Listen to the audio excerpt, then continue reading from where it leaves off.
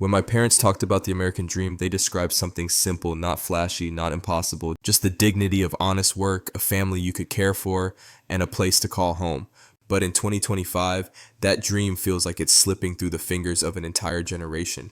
Across the US, young adults are earning degrees, but instead of walking into independence, they're walking back through the front doors of their parents' homes. According to recent data, nearly half of all college graduates under 30 have moved back in with family to save money or regroup financially. And it's not because they're lazy or unmotivated, it's because the math no longer adds up. I spoke with Tiana, a recent graduate in biomedical sciences. She said, I thought I'd be in a research lab by now, but AI can process data faster and cheaper than I can. My dream job doesn't even exist anymore. Her story isn't unique. Automation and AI are rewriting the job market faster than universities can update their syllabi.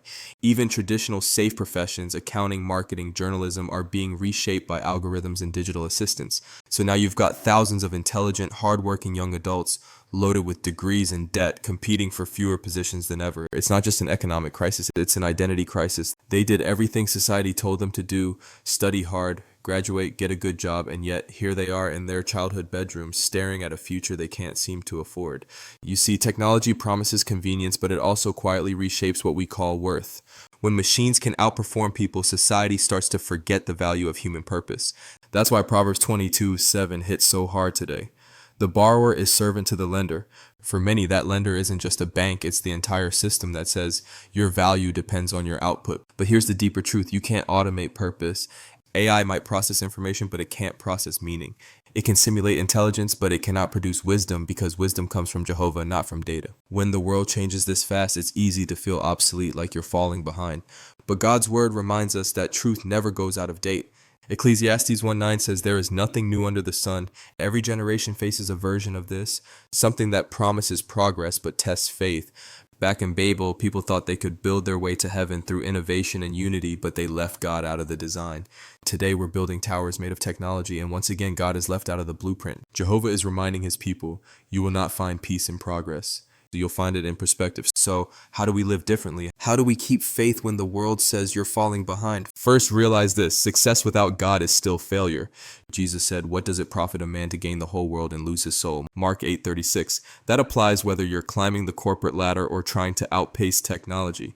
The American dream says, build something for yourself. But the kingdom dream says, build something that lasts for others. That's where real purpose lives. If you belong to Jehovah, you are never obsolete.